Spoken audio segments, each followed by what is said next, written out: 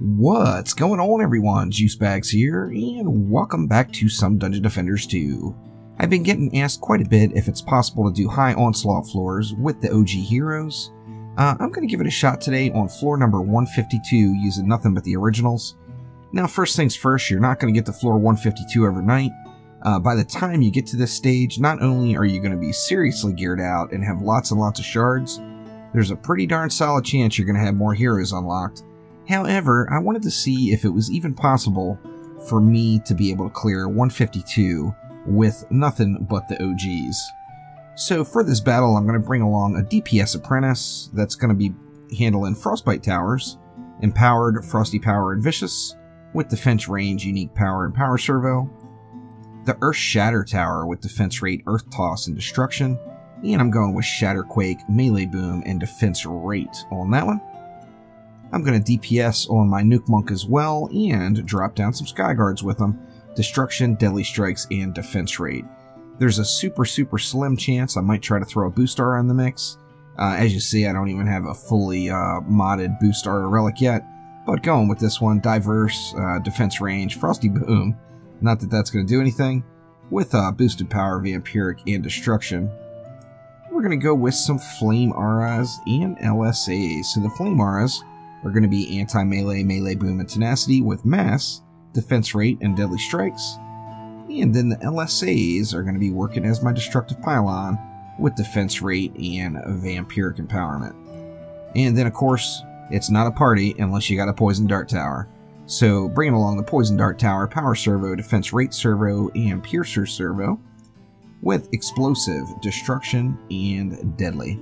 So let's go ahead and hop on in and see how this goes.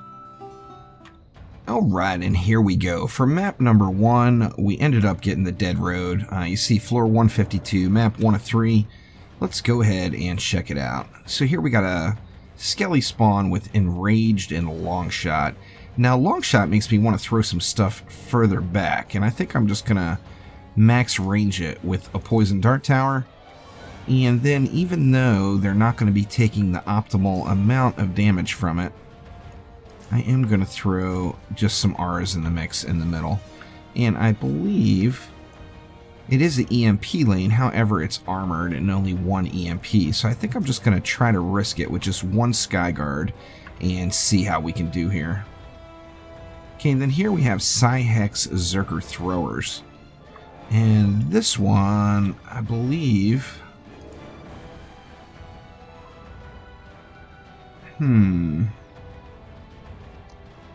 Let's go something like a Poison Dart Tower right like that, and then a couple of Earth Shatters right behind it. And then I do want to thin the pack out a little bit. And we do have Cyborgs, but remember I have Tenacity on my Flame Auras here. So let's go ahead and get a little bit of upfront killing there. And then, you know what, let's just go with one more round of it back here. It does seem like it's a little bit of overkill on that lane. However, I don't want to come over to that side, so I'm hoping that side is actually handled. Here we've got Hex Zygarde, Whompers, Abominable, and Brittle, and then we've got EMP Stabbies. Just one EMP. They've got Soft Spot and Maximum Effort. Now, I think, because I am going to be able to Aura stack up there, I think I'm just going to throw one Skyguard down right here and risk it all. And then let's go with a nice little Aura stack right up top. And is my Frosty going to actually reach up there? That would be awesome if it did. Ooh, it is. Okay, with a Frosty up top. Here we got Psy Lava Womp Womps and Long Shot on these, so we've got another sketchy situation here with the Long Shot, but I am going to go with a little upfront killing. And then let's go with a Poison Dart Tower there. Yeah, let's go ahead and go with a Poison Dart Tower there as well. Now, it's going to be all about surviving Wave 1. If I get Wave 1 survived, I can get some ups on these towers. I think I'll be in a lot better shape. Now, let's see what we've got on this side. First off, let's take a look here. We've got Geohex Zerker Whompers. That actually shouldn't be too terrible. Let's just go with... We'll go with 1 PDT, another buffed Aura stack, and then you know what? Just for good measure, let's go ahead and throw a Frosty up front too. And then here, Geo Throw Zerkers and Game Ogre. Now Game Ogre with Proximity and Pilot on, that's going to be all about those LSAs. So let's actually stack a few LSAs here. And then we want to thin the pack a little bit with the Flamars. What does that leave me? Let's go ahead and go with a Poison Dart Tower as well. We'll go with the Frosty Power as well here. And then that leaves me 100. Tell you what, let's go with an Earth Shatter like that. And then there's 40 more DU. I'm tempted. Very, very tempted. Not sure what I want to do. Tell you what, let's do this. Let's go double Frosty here. And hope that that helps me out. So let's go ahead and see how Wave 1 runs here. It's going to be a little work. I'm going to have to earn my keep on this one, I think.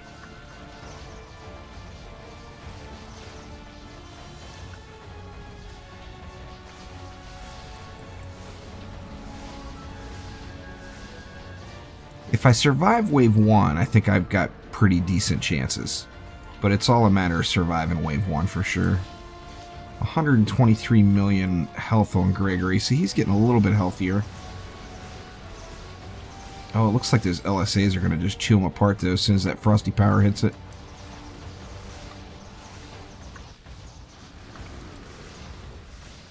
So looking fairly decent so far. How are they doing over here? They're getting blown up. Relying quite heavily on the melee boom on this one. Of course, we do have just a ton of melee mobs. There's a little stuck baddie there, huh? Oh, come on now.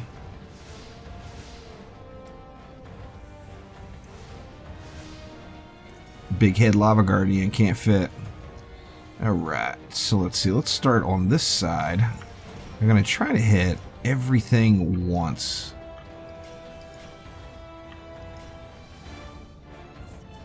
Probably not going to worry about that Skelly lane too much, but the rest of it, I want to get one up on everything. I wish I could have put a Frosty Power over here, but I just don't know where it would have fit in properly. Let's get all of the Poison Dart Towers up. And what else? Definitely that Sky Guard. And then let's just hit this right here. And I can continue to DPS that Game Ogre lane, but the wave went pretty smooth altogether. No exceptional loot. Nope, standard issue stuff.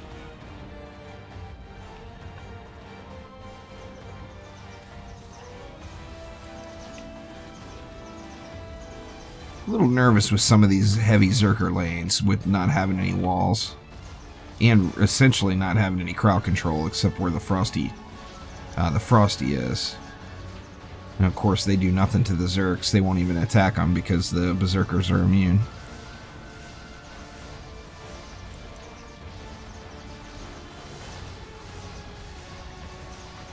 A little cannonball stun may have helped me with some of these Berserkers.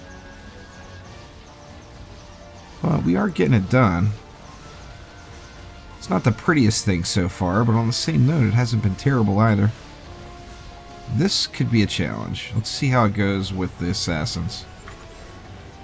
Well, I got... Oh, look at that. An Armageddon and a Black Magic sitting on the ground right next to each other. That is a pretty sight. The Assassins could be a challenge as well, as I do have no Assassin removal. So I'm relying on my health and these Lightning Strike Auras pretty much to take those down. Let's take these, check these out. No good there. No good on either of them. Bad shot types, pardon me, for the loss. Alright. Gonna go ahead and continue the path here, get everything upgraded once. That's twice on those PDTs. Let's get this side squared away. I feel like some upgrades on those lightning strike auras could be really beneficial here too on this game ogre lane. Let's go ahead and hit these as well while we're at it. Then I think I'll hold on to this 78 just in case I need to make any repairs. However, wave 3 incoming. It's gone pretty smooth, really. Now, of course, with defense power getting such a buff in this last expansion, a tower like the Frostbite Tower is just absurd. I mean, it's just absolutely insane the amount of buff it gets. Now, I'm using a Gilded Frosty Power Shard, but the standard Frosty Power Shard is 50% of your defense power, which means it's passing along 21,000 or 20,500 defense power onto the defenses that are in the area where that's going off. Man, all the cool staffs are dropping. Look at this. That's a rarity for me, seeing that many good-looking staffs in one run. Well, the LSA did the trick. These are the assassin / lady orc burning LSAs, and that's why these things are popping so fast. That with frosty power on top of it, it's just really is just good game. And this guy is just never gonna make it out, is he? Come on out, little fella. I know you wanna. So mean looking, but he just doesn't want to come outside.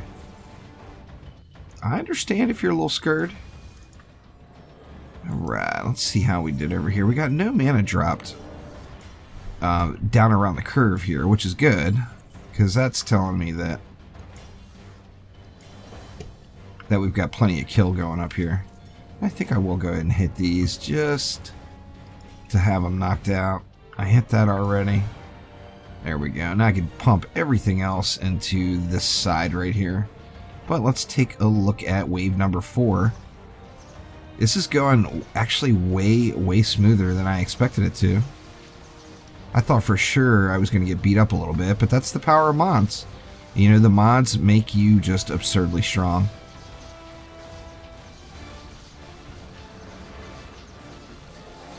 As soon as that frosty power gets going, these things really climb.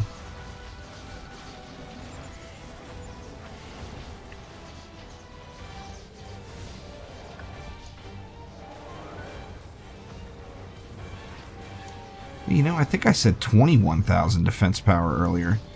The current cap is 51,000 on the relics. I was thinking 41,000.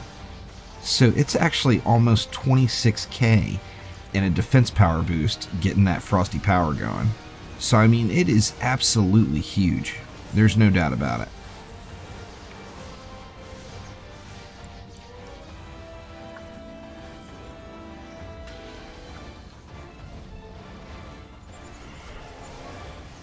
Ooh, didn't think I was going to survive that one. And we got a siege roller coming. I just happen to have a monk in deck just for that particular situation. And we'll go ahead and say farewell to that guy. Alright, we've got wave 5 right around the corner here. And what, time for a few more upgrades on this side. Let's go ahead and hit these LSAs one more time. And I'll hit that one too. And you know what? Let's go ahead and get this one up top. And I think that will get us. So let's check out wave 5 here and see how we can do.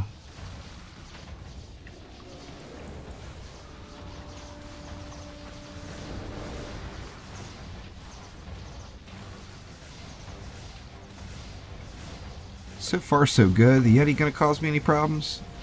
The Yeti could have been quite devastating there, but luckily those LSAs popped and nothing was close enough to tear any of my hotness up here. There's another black magic on the ground. Now if I run up there and look at it, it's certain death, there's no doubt. I gotta do it. And another scatter shot. I just absolutely love the Penta 3 shot type. That's the shot type of this weapon I'm using. The 4 4 shots per second with 5 spread. It's just my favorite shot type. A little fire flower over there. That thing's pretty snazzy looking. Another round of sins, and I tell you, they're just no match for those LSAs. Of course, the LSAs are stacking chaos damage and melee damage, so they're all about the assassin killing. And that actually went about 10 times smoother than I expected it to. So there we go. That was floor 152, the Dead Road, map 1 of 3. Let's see if I can continue this along and get all 3 maps done on floor 152 with the OGs here. So thank you very much for watching. Click that like button, please subscribe, and I will be back soon with more Dungeon Defenders 2. Thanks again. I will see ya next time around. Take it easy.